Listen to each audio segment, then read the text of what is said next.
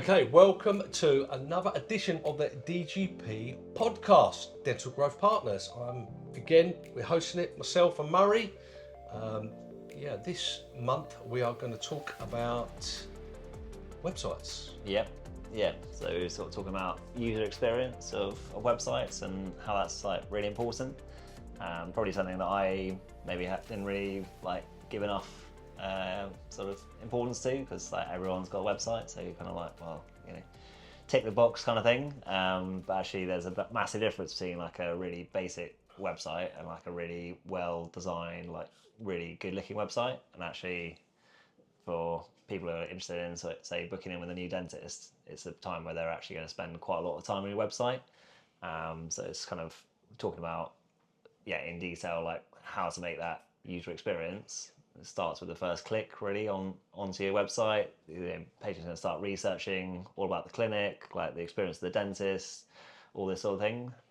We also want to talk about branding and how that kind of what that is in dental practice, and how it translates onto the online presentation of the practice, and how that can be good, or what looks good and what maybe isn't good. And so you're either like turning new people on, or you're turning them off straight away.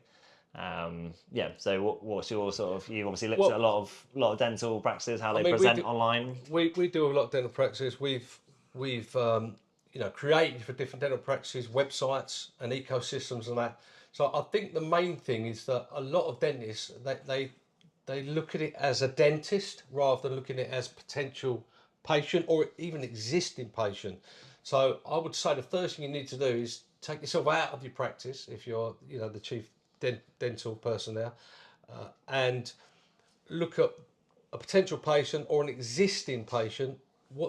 If they want to look at Invisalign or emergency dentistry or implants or orthodontics or whatever part of dentistry you provide, what they're going to see. So obviously you see social media and all that type of stuff, but the first thing I do if I want to buy something apart from social media is go and look at the website. And it's something which I see time and time again, dentists sort of like, it's last on the list to do, when it should be, I think, first on the list to do. Because it is your shop front to new and existing patients.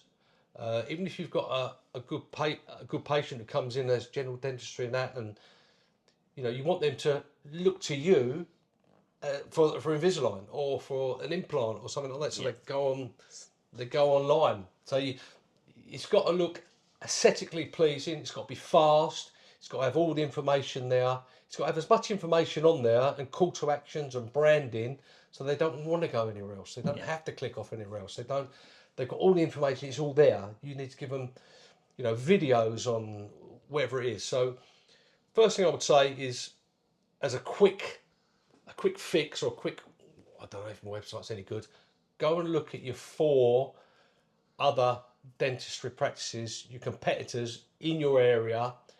As if you're a shopper. As if you're a shopper. As if you're a patient trying to research a particular treatment, Research a particular treatment, and as the business owner of the practice as well, is my website as good as theirs? Is it as fast as theirs? Has it got as much information? Is the branding clear? Is the message clear? Is there videos? Is there, all them type of things, as a patient and as a competitor? Yeah. And I bet you a lot of times you'll go, actually, theirs is better than mine. And do this as a team, not just you. Get your wife to have a look. Get the associate dentist. Get the reception to make it.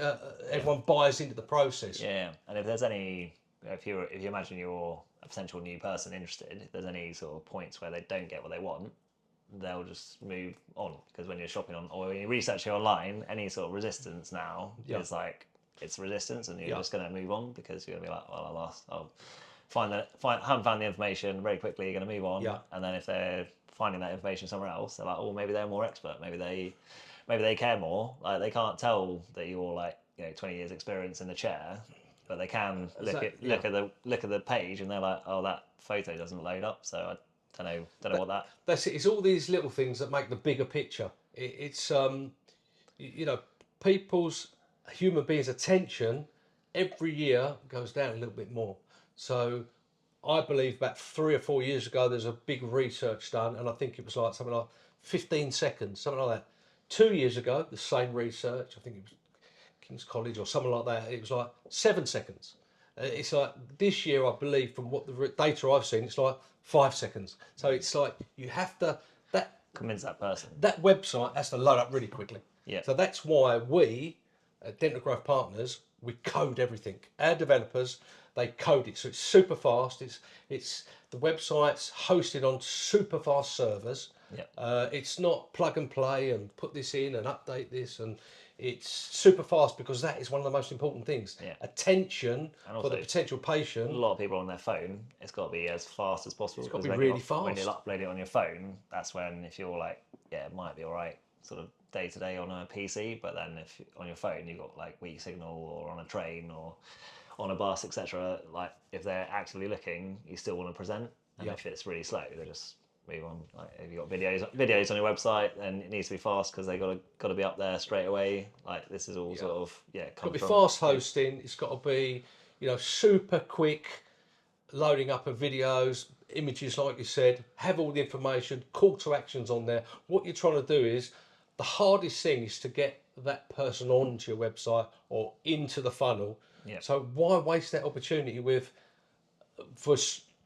that it's slower or it's not loading up or it's spend all that money advertising and your website lets you down. That should be the most important thing, one of the most important yeah, things. it's like a big pillar of kind of Yeah. how you present yourself, like say, like that's your shop front online, and then obviously you come in, you get the in-surgery experience got to match that. Yeah, yeah. You could be the best dentist in the world and have your best implants and all that, but when a potential customer, you're running these adverts that convert and you get them run across, and then they go to fill out the form and the form doesn't load up quick enough, or the page about all the implant information about you, your qualifications, and how good you are, and a how-to video, and this is what to expect at your consultation.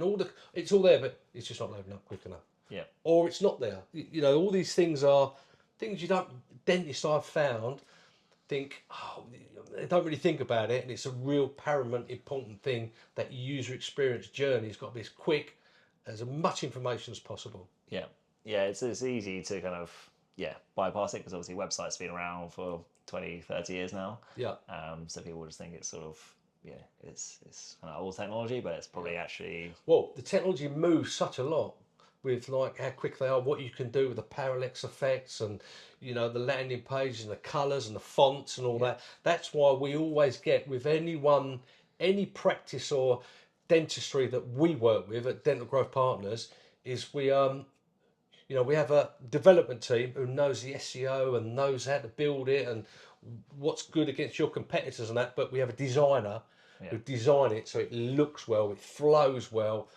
Branding packages that we produce as well are like top branding. So everything should all work together. The speed, the graphics, the hosting, the video, everything should be the best that it could be. and that sort of translates from like the online experience because you've got like your color, well, when you say branding, so branding is like your identity. Yeah. So really, The colours. Yeah, so it runs through from like obviously your colours, your logos, your fonts, like how everything looks. But then obviously they've kind of experienced that online and done like maybe more research than you realise. Yeah. And then when they see all that again, sort of mirrored in surgery, like in the practice, like you've got the sort of in surgery experience mirrors the online experience. It just builds trust that this is all like a cohesive, good business, good service. Everything's been thought about. As I say, they can just sort of judge you on that, but they can't necessarily judge you on your kind of It's professional, isn't it? The brand has got to look professional. It's not got to look old and tired.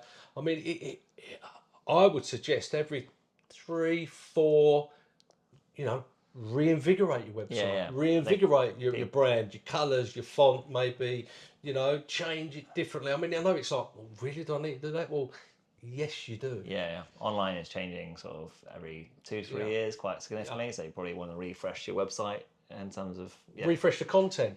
Because even 3, 5 years, or say 5 years ago, like video on websites was not Never used to load up very quickly, did it? quite Things slow. like that. But now like the speed of everything, you can have a lot of video on your website if it's designed properly, and then that's a great way of sort of building that relationship because they can watch videos about you talking about what you do, all this sort of thing, and then that sort of building that trust that actually this is someone that I want to work with, and then they're going to sort of, they kind of know already, like, okay, I quite like the look of this person, and kind of like the way they communicate, like the way they talk, and you kind of built a relationship by them watching online on videos, and then if anything, it should sort of enhance the whole sort of, there should be more at ease, which for us in dentistry is really important, because you're kind of trying to build, obviously a book of patients who trust you. So the more you can sort of lower and that, recommend you. and lower that kind of anxiety coming to see you. Obviously, dentistry is something that people are not necessarily sort of looking forward to having done, but the more they can sort of be at ease before they even come into the like dental practice and know that they're going to get what they want, and they're going to meet people that they kind of looking forward to meeting and know they're going to get on with. These are all sort of like I always positive. sort of look at it this way. It's like, if you look at Nike, for instance, that tick and the branding. Branding is everything. It's like you don't even think secondly about, is it going to be good quality? Is it going to be, you just like Nike, right? Okay, you know what you're getting. Because of the brand. Branding is so important. It's really, one of the guys like I sort of listen to, the marketing aspects, like lowers anxiety. So like if your branding is really good, like maybe as clinicians we're just like, well, we know like our dentistry is good because we spent 20 years in institutions kind of teaching how to do it, and you're very confident that you've done it like hundreds of thousands of times, so you kind of know the quality is good. But for someone who is looking around or like maybe doesn't know you, it's how do you communicate that, and actually branding, like say, is like the way that you reduce that anxiety. So they know if the branding is or your brand is high quality, then they know that everything about that sort of organization is going to be high quality. It's sort of like an expression of that. It's like a cohesive, like everything about the whole thing just feels that way, and so then that reduces anxiety, and then they're more likely to sort of trust you as a business, and then as long as you sort of maintain that trust, isn't it? Maintain that trust, like the phone call like in is handled well, the consultation goes well, the treatment goes well. It just like all sort of feeds into the online, the in practice experience is all high quality. But I think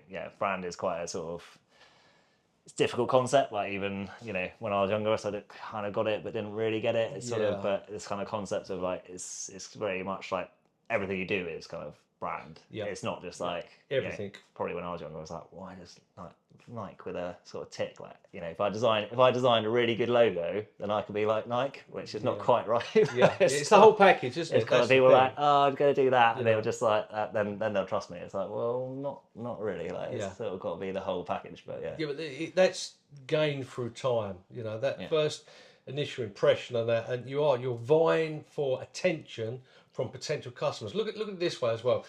Just say you specialise in high ticket items like your implants, your Invisalign, prosthodontics, your child's braces. They're all like £2,000, £3,000, £5,000 minimum. It's a big investment in your big health. high ticket items. If you've got competition in your area, there's 4 or 5 dentists who give those, provide those things.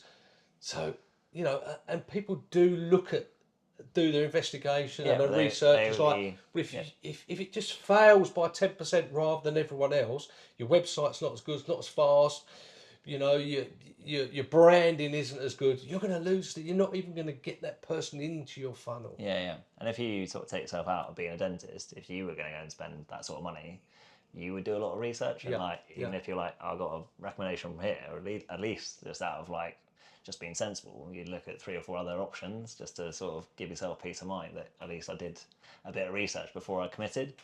Your patients are doing this all the time, sort of whether we think they're like maybe sort of with us forever, but they definitely sort of competition doing in this, their own due diligence. You're going to look at other people's presentation and just it's like if you go to a restaurant and you look at various different restaurants you want to go and eat. Yes, the food has to be good, but the ambiance and it needs to be clean. It needs to look nice. You need to get good service. And you'll go back.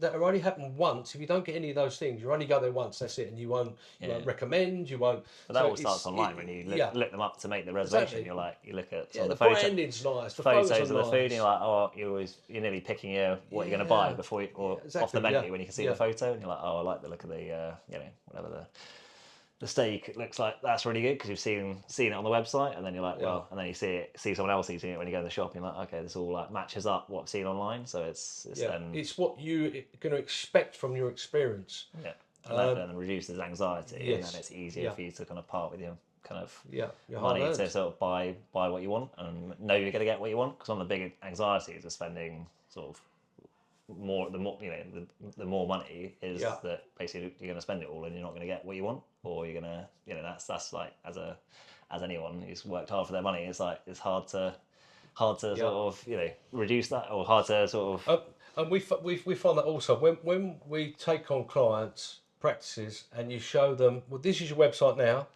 that it's okay, it's a 6 or 7 out of 10, and then when you show them the new design and how quick it is and what we can do and all this and the branding and that, and oh my god, it's like we didn't realise that with the competition in the area that we was falling behind. You just don't even realise it, and then we see that, it's like, oh, that's taking us back up, and you'll see the revenue increase. yeah, and the way that everything, the architecture of how the internet kind of works, obviously the people who are presenting local businesses, they want to present the best businesses Yeah.